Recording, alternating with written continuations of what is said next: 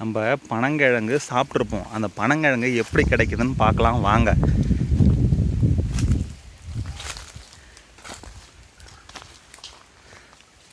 இந்த பனங்கிழங்கு பனங்காய் சீசன் முடிஞ்சதுக்கப்புறம் பனம் பழமாகி கீழே கொட்டும். அதை எடுத்து நாம் இது போல் ஒன்றா கொட்டி மணலில் பதிய போட்டோன்னா அது ஒரு 2 மாதத்துக்கு கழிச்சு நமக்கு இது போல் பனங்கிழங்கு கிடைக்கும்.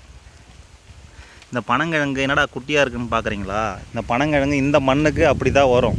இதுவே ப்ரொஃபஷ்னலாக பண்ணுறவங்க அதை மணல் பார்த்து எடுத்து போட்டு பதிய வச்சு நமக்கு சேல் பண்ணுவாங்க. இங்கே பாருங்கள், நாங்கள் இது ஃபைனல் ஸ்டேஜ். இதுக்கப்புறம் விட்டோன்னா இதெல்லாம் மரம் ஆகிற ஸ்டேஜ்.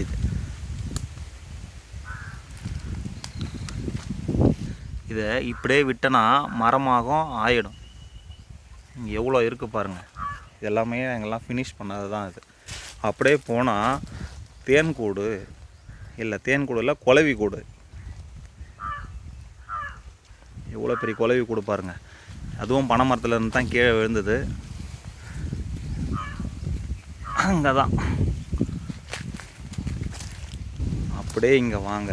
இதை நம்ம போட்டு 1 மாதத்துக்குள்ளவே நம்ம இது போல் எடுத்தோன்னா இதை உடச்சி பார்த்தோன்னு வச்சிங்களேன், இதுக்குள்ளார பார்த்தோன்னா வெள்ளை கலரில் ஒரு கிழங்கு மாதிரி நமக்கு இருக்கும். சாஃப்டாகவும் இருக்கும், சாப்பிட்றதுக்கு டேஸ்ட்டாகவும் இருக்கும். சாப்பிட்ருக்கோம்.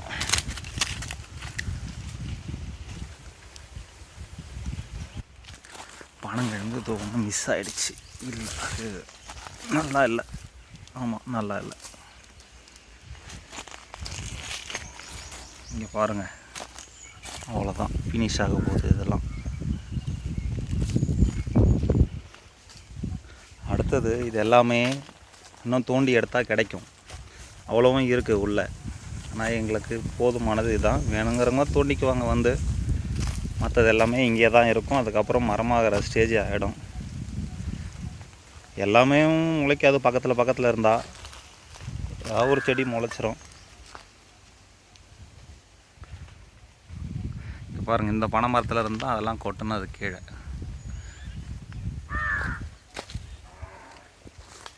இங்கே உள்ளது இது ஆண் பனை மரம். அதில் வெறும் பூ மட்டும்தான் இருக்கும். இந்த பூ பார்த்தோன்னா நமக்கு எந்த இடத்துல யூஸ் ஆகுன்னா, இந்த மாவலி சுற்றும் போது, கார்த்திகை தீபம் அப்போ மாவலி சுற்றும் போது அதை எடுத்து அதுக்கு ஒரு ப்ராசஸ் இருக்குது. அதுக்கும் எடுத்து பதிய போட்டு பண்ணுவாங்க. இதுதான் ஆண் பனை மரம். அதில் வெறும் பூ மட்டும்தான் இருக்கும். இங்கே பாருங்கள், இந்த பனை மரத்துலேருந்து தான் இதெல்லாம் கொட்டினது. பனங்காய் இந்த முறை வெட்டலை, அதெல்லாம் பனம் பழமாகி எல்லாம் கீழே கொட்டிடுச்சு. கொட்டுனதை எடுத்து போட்டு வச்சதை தான் இப்போது பனங்கிழங்காகவும் ஆயிடுச்சு. பனங்கிழங்கா ஆனது இன்னும் கொஞ்ச நாள் கழித்து திரும்பவும் பனை மரமாகவும் ஆகிடும்.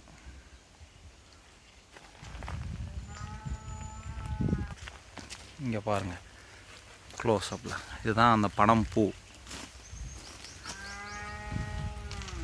இதுவும் மேலே இருந்து கொட்டினது தான் கீழே. இந்த பக்கம் மாமரம்.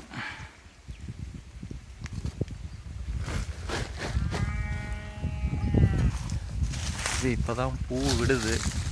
பூ விடுற சீசனு.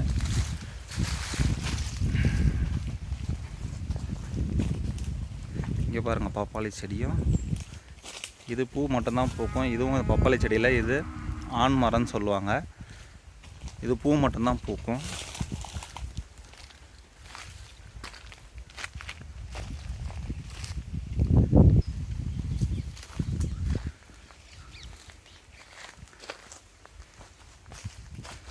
லைக் பண்ணுங்கள், கமெண்ட் பண்ணுங்கள், சப்ஸ்கிரைப் பண்ணுங்கள்.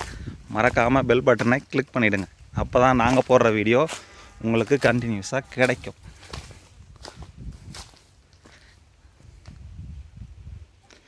கிணத்துல பாருங்கள், தண்ணி எவ்வளோ க்ளீனாக இருக்குது. பாசன நீர் தான் இது. டெய்லி இறைக்கிறோம்.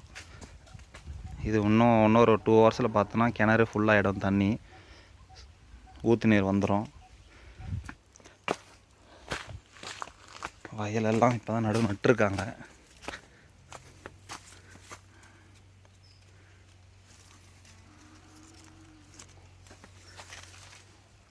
Okay bye.